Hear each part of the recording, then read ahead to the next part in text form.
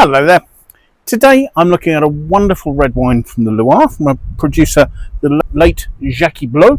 This is from his Domaine de la Butte, and this is the Mi Pente Bourgueil from 2021.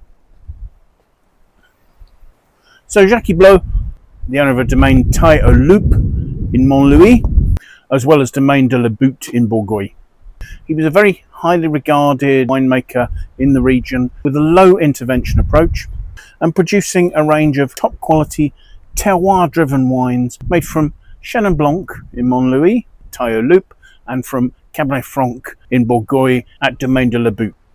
Now, Jacky Blot had been a wine broker before he became a wine producer. He chose to become a winemaker in 1989, setting out initially to produce wine in the somewhat backwater commune of Montlouis.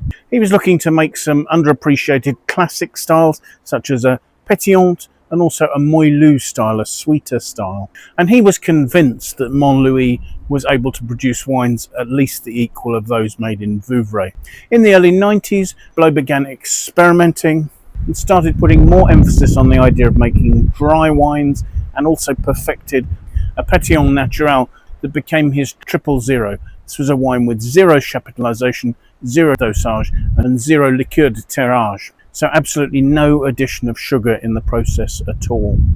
And the Taille au Loups domain makes a comprehensive range of Montlouis white and sparkling wines from Chenin Blanc. And this range includes two monopoles, the Clos de Mosny and the Clos de Bétronnière. It was in 2002 that Blot decided to acquire the 14 hectares of Domaine de la Butte, and I believe that brought his vineyard holding up to somewhere in the region of 70 hectares, so fairly sizable holdings. Now, Domaine de la Butte is in the northern sector of Bourgueil, which is where most of the best quality wines from the appellation are produced, and the domain tends to produce 3 wines each year from the vineyard, and these are terroir driven, being broken down according to the position of the particular vines within the vineyard. Now, the Butte hillside is a prime site, and Mi Pente refers to the section on the mid slopes where the soil is thinnest and the vines have less far to go down to find the limestone, the chalk subsoil. The other 2 wines are named Haute de la Butte at the top of the hill and Le Pied de la Butte at the bottom. The vineyard has a southerly exposure. It's planted, of course, entirely to Cabernet Franc, which is the variety that you can use to produce Bourgueil. At the time when Jacky bought these wines, vine age was somewhere in the region of 45 years. So today the average vine age is about 70 years. The result of that being naturally lower yields and concentrated fruit, ensuring wonderful intensity in the wines that are produced here. Now, unfortunately, Jacky died in 2023 at the age of 75, but had already slowly handed over control of his domains to his son Jean-Philippe, better known as JP, and I think we can be assured that the properties are in very good hands. As for the winemaking here, as I say, there's a low intervention approach.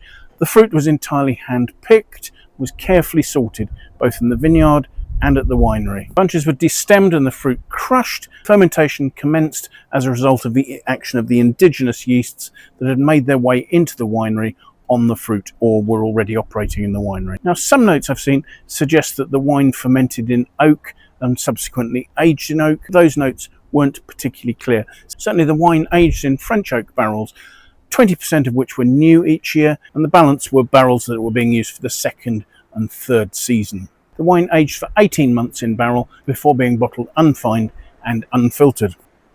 So let's take a look at it and see what we make of it, shall we?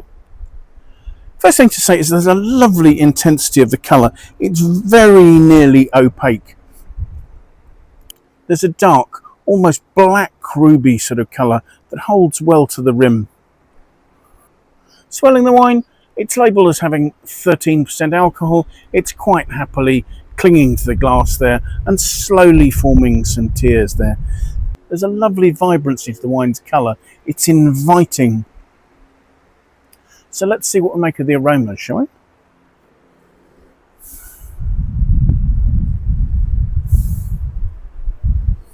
we? The aromas are juicy and fresh. There's an initial red fruit, then behind that there's a black fruit, and then there's some more complexing, finer aromas above that. Starting with the red fruit, it's juicy, lively, red currant, raspberry, that sort of lifted red fruit, perhaps moving on to a more sort of dark red plum, again with a sort of a lovely bite coming through, and then perhaps a darker plum, perhaps some juicy blackberry notes as well. These are all juicy, lively notes. Then I was talking about higher tone notes. There's some more developed hints, sort of blood orange, bergamot. And I think you do just get a slight cedary note at the very end there. The aromas have a good intensity, they're lively, and they're of juicy fruit. So let's have a taste.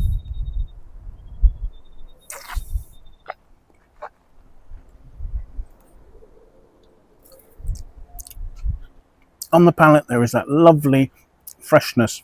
There's good acidity, but it doesn't stand out as being sharp. Again, it's that red currant, raspberry, perhaps at this stage red cherry, coming through to a deeper, darker, juicy red plum, almost with a sort of a slightly cooked note.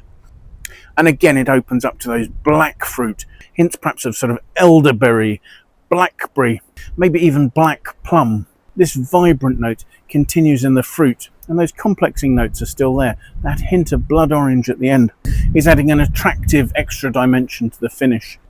There's a fine and slightly grainy tannin that follows the juicy fruit, enough to give some structure and some balance to the finish. The alcohol is in balance, and despite its concentrated fruit, the wine is at best medium bodied, because although those tannins are nice and present, there's not a huge structure here. It's not a big, hefty wine, but the elegant red fruit in the perfumes and those touches of blood orange continue on a long, fresh finish.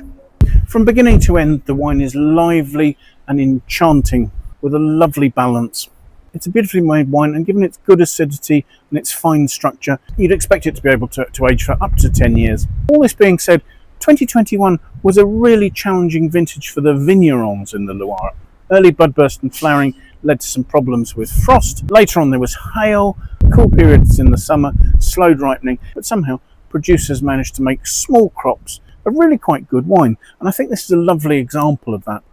Looking at the Wine Search aggregated critics score for this vintage of this wine, it scores 90 out of 100, although I myself might have been inclined to give it 91 out of 100, because despite being a difficult vintage, it produced a really attractive example of Cabernet Franc, and one that's a delightful drinking experience. So thank you so much for watching. I do hope you've enjoyed the video. If you have, do please press the like button. If you'd like to watch more of my videos, do please consider subscribing to my YouTube channel, sign up, and also make sure that you set an alert so that you're notified every time I publish a new video, and that way you won't miss any.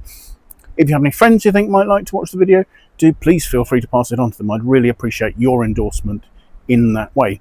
And if you have any comments, do please pop them in the comments box below. I'd love to know what you think about the wines I'm looking at, the producers who've made them, the tastings I'm doing, or anything else that relates to that.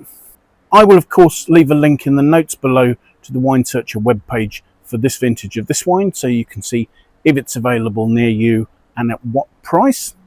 And there you can also see if there are other vintages available and get some of the background of the wine.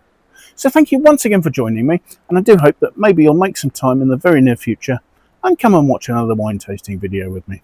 Till then, bye for now.